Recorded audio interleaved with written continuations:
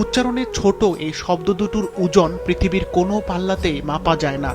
আজ সেই অসীম ভারটাই বহন করতে হচ্ছে তারেক রহমানকে। শব্দ দুটো যেন হঠাৎ করে জীবনের হাসি, স্বস্তি, নিশ্চয়তা সবকিছুকে এক পলকে কেড়ে নিয়ে জীবনে নিয়ে এসেছে এক গভীর শূন্যতা।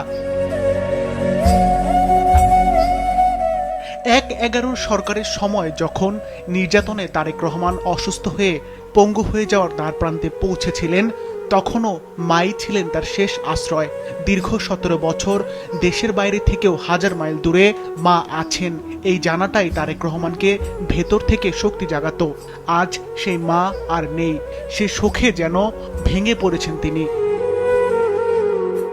তবে এই শোক তার জন্য নতুন নয়। জীবনকে ঠিকভাবে বোঝার আগেই অল্প বয়সে বাবার মরদেহের খাটিয়া কাঁধে নিতে হয়েছিল তাকে। সেদিন থেকে শোক তার সঙ্গী হয়ে উঠেছে। বাবার অনুপস্থিতি, মায়ের আশ্রয়, এই দুয়ের মাঝখানে দাঁড়িয়েই বড় হয়েছেন তারেক রহমান। সময়ের পরিক্রমায় বাবাকে হারানোর শোক যখন সামলে উঠেছিলেন, ঠিক তখনই ভাগ্য আবারও আঘাত হানে। হারাতে হয় একমাত্র আদরের ছোট ভাইকে। তখন তিনি ছিলেন আরও অসহায়, কারণ সেই সময় হাসিনা সরকারের কারণে তিনি একবারের জন্য নিজ ভাইকে শেষ দেখা দেখতে দেশে আসতে পারেননি।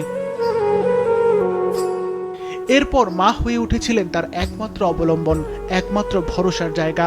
আজ সেই ভরসাটুকু হারিয়ে গিয়েছে, তিনি হয়ে উঠেছেন আরো নিঃসঙ্গ। কিছু মানুষ আছেন যাদের জীবনের আজীবনের সঙ্গী হয়ে যায় শোক। তারেক রহমানের জীবনও যেন তেমনই এক দীর্ঘ নীরব শোকের গল্প, যেখানে একের পর এক হারানো, একের পর এক ক্ষত, আর তবু থেমে না গিয়ে এগিয়ে যাওয়ার কঠিন চেষ্টা।